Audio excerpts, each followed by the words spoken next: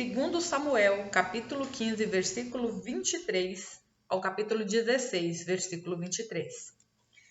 Por onde passavam o rei e os que o seguiam, todo o povo chorava em alta voz. Atravessaram o vale de Cedron e foram em direção ao deserto. Zadok e todos os levitas também o acompanharam, carregando a arca da aliança de Deus.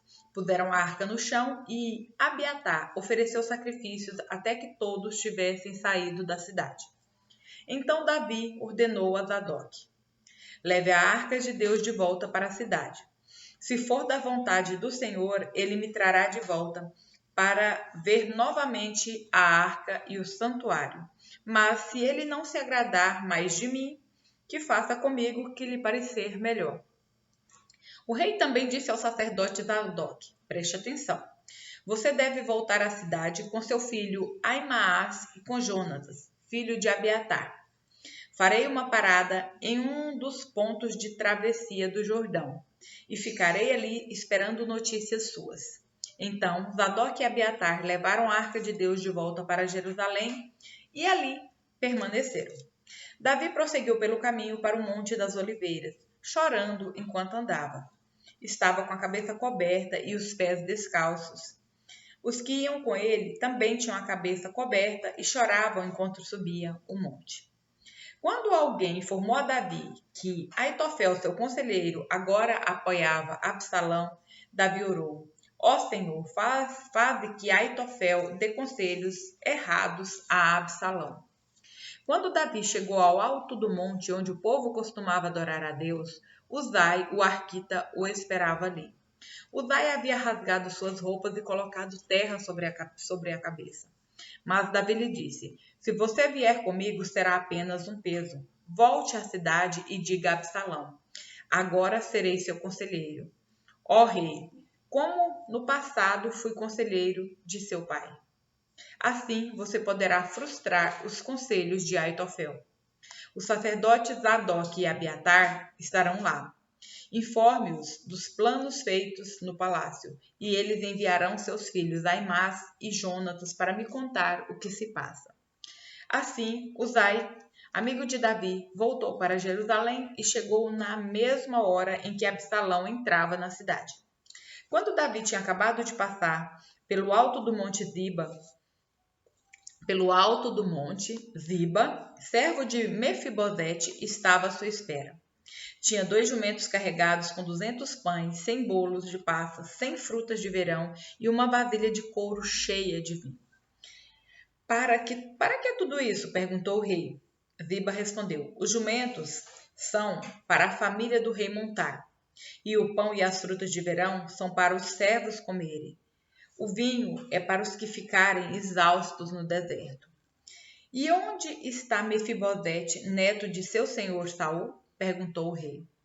Ziba respondeu: ficou em Jerusalém, pois disse: hoje o povo de Israel me devolverá o reino de meu avô Saul. Então o rei disse a Ziba: nesse caso, dou a você tudo o que pertence a Mefibosete. Humildemente me prostro, respondeu Ziba, que o meu senhor, o rei, sempre se agrade de mim.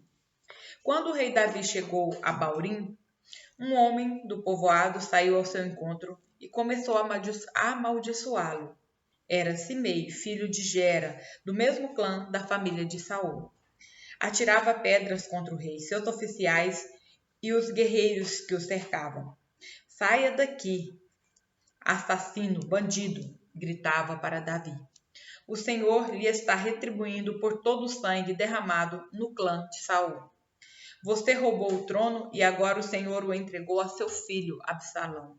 Finalmente está provando de seu próprio remédio, pois é assassino. Então Absai, filho de Zeruia, disse: por que este cão morto amaldiçoa meu senhor, o rei? Dê a ordem e eu cortarei a cabeça dele. O rei, porém, disse: quem pediu a opinião de vocês, filho de Zeruia? Se o Senhor mandou este homem me amaldiçoar, quem são vocês para questioná-lo? Então Davi disse a Absai e a todos os seus servos: meu próprio filho procura me matar. Não teria este parente de Saul ainda mais motivos para fazer o mesmo? Deixe-no em paz, que ele me amaldiçoe, pois foi o Senhor que o mandou. Talvez o Senhor veja que tenho sido injustiçado e me abençoe por causa dessas maldições de hoje. Assim Davi e seus homens prosseguiram em seu caminho. Simei os seguia pela encosta de um monte próximo, amaldiçoando Davi e atirando pedras e terra contra ele. O rei e todos os que o acompanhavam chegaram exaustos ao rio Jordão e, por isso, descansaram ali. Nesse meio tempo, Absalão e uma multidão de israelitas entraram em Jerusalém acompanhados de Aitofel. Quando Uzai, o arquita, amigo de Davi, chegou à cidade, foi logo ao encontro de Absalão. Viva o rei! Exclamou. Viva o rei! É assim que você mostra fidelidade a seu amigo Davi? Perguntou-lhe Absalão. Por que não está com ele? Uzai respondeu. Estou aqui porque pertenço àquele que é escolhido pelo Senhor e por todos os homens de Israel. Além do mais, é natural que eu sirva ao filho de Davi. Assim como fui conselheiro de seu pai, agora serei seu conselheiro. Então Absalão se voltou para Aitofel e perguntou: O que devo fazer agora? Aitofel respondeu: Tenha relações com as concubinas que seu pai deixou aqui para tomar conta do palácio. Então todo Israel saberá que você insultou seu pai de tal modo que será impossível haver reconciliação. Isso encorajará os que estão ao seu lado. Então armaram uma tenda no terraço do palácio e ali Absalão teve relações com as concubinas de seu pai à vista de todo o Israel.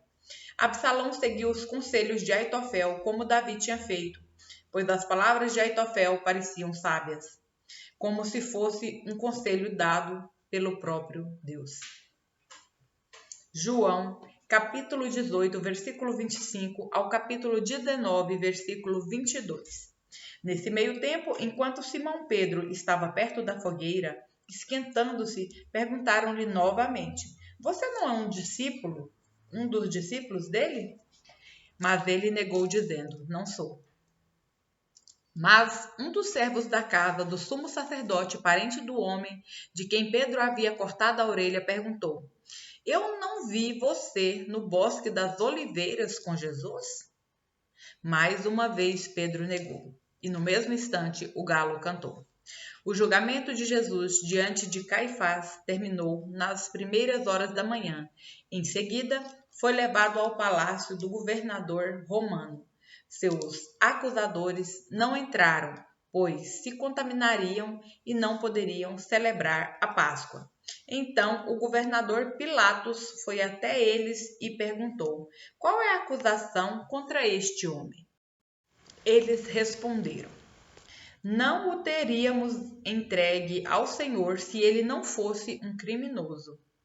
Então leve-no embora e julgue-no de acordo com a lei de vocês, disse Pilatos. Só os romanos têm direito de executar alguém, responderam os líderes judeus.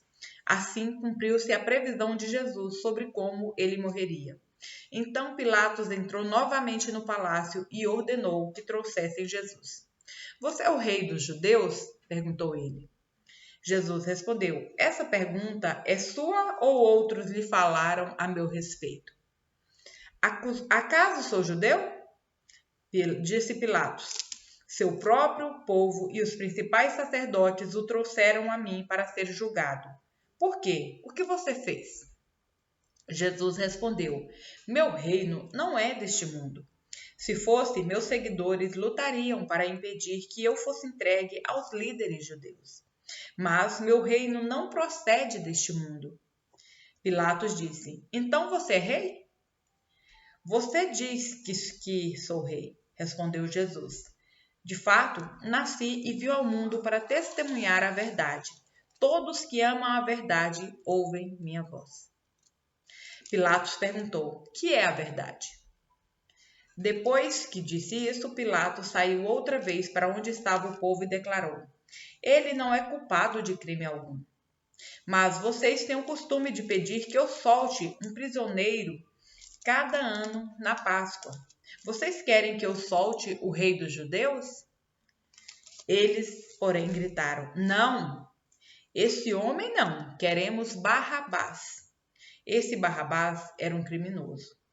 Então Pilatos mandou açoitar Jesus. Os soldados fizeram uma coroa de espinhos e a colocaram em sua cabeça, e depois puseram nele um manto vermelho. Zombavam dele, dizendo: Salve, rei dos judeus! E batiam em seu rosto. Pilatos saiu outra vez e disse ao povo: Agora vou trazê-lo aqui para vocês. Mas que fique bem claro, eu o considero inocente. Então Jesus saiu com a coroa de espinhos e o manto vermelho. Vejam, aqui está o homem, disse Pilatos. Quando os principais sacerdotes e os guardas do templo viram, começaram a gritar: Crucifique-o, crucifique-o. Levem-no vocês e crucifiquem-no, disse Pilatos. Eu o considero inocente. Os líderes judeus responderam: Pela nossa lei, ele deve morrer, pois chamou a si mesmo de filho de Deus. Quando Pilatos ouviu isso, ficou ainda mais amedrontado. Levou Jesus de volta para dentro do palácio e lhe perguntou: De onde você vem? Jesus, porém, não respondeu. Por que você se nega a falar comigo? Perguntou Pilatos. Não sabe que tem autoridade para soltá-lo ou crucificá-lo? Jesus disse: Você não teria autoridade alguma sobre mim se esta não lhe fosse dada de cima. Portanto, aquele que me entregou a você tem um pecado maior. Então Pilatos tentou libertá-lo, mas os líderes judeus gritavam: Se o Senhor soltar este homem, não é amigo de César. Quem se declara rei se rebela contra César. Ao ouvir isso, Pilatos trouxe Jesus para fora novamente e se sentou no tribunal, na plataforma chamada Pavimento de Pedras, em aramaico, Gábata. Era por volta de meio-dia, no dia da preparação para a Páscoa, e Pilatos disse ao povo: Vejam, aqui está o seu rei. Fora com ele, gritaram. Fora com ele, crucifique-o. O quê? Crucificar o seu rei? Perguntou Pilatos. Em resposta, os principais sacerdotes gritaram: Não temos outro rei além de César. Então Pilatos lhes entregou Jesus para ser crucificado e eles levaram Jesus. Carregando a própria cruz, Jesus foi ao local chamado Lugar da Caveira, em aramaico, Gólgota. Ali, eles o pregaram na cruz. Outros 2 foram crucificados com Jesus, um de cada lado, e ele no meio. Pilatos colocou no alto da cruz uma placa que dizia: Jesus, o Nazareno, rei dos judeus. O lugar onde Jesus foi crucificado ficava perto da cidade e a placa estava escrita em aramaico, latim e grego, de modo que muitos judeus podiam ler a inscrição.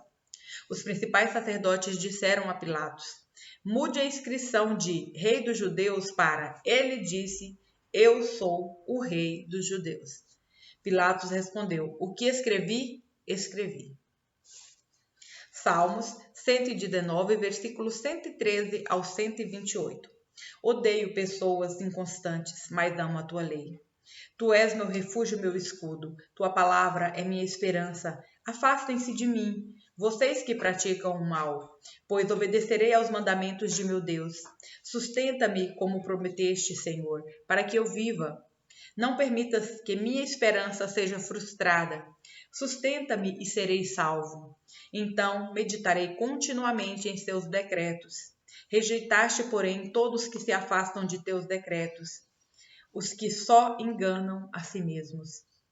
Removes o ímpio da terra como coisa desprezível, por isso amo teus preceitos.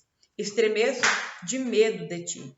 Tenho temor reverente por teus estatutos. Não me entregues a meus inimigos, pois tenho feito o que é justo e certo. Garantas o bem deste teu servo, não permita que os arrogantes me oprimam. Meus olhos se esforçam para ver teu livramento, o cumprimento de tua promessa de justiça. Sou o teu servo, trata-me conforme o teu amor e ensina-me os teus decretos. Dá discernimento a este teu servo, então entenderei teus preceitos. Senhor, é tempo de agires, pois violaram a tua lei. Por isso amo teus mandamentos, mais que o ouro puro. Cada um de teus mandamentos é reto, por isso odeio todo caminho falso. Provérbios, capítulo 16, versículos 10 ao 11. As decisões do rei têm grande autoridade, ele nunca deve julgar de modo injusto. O Senhor exige balanças e pesos exatos, ele determina os padrões da imparcialidade.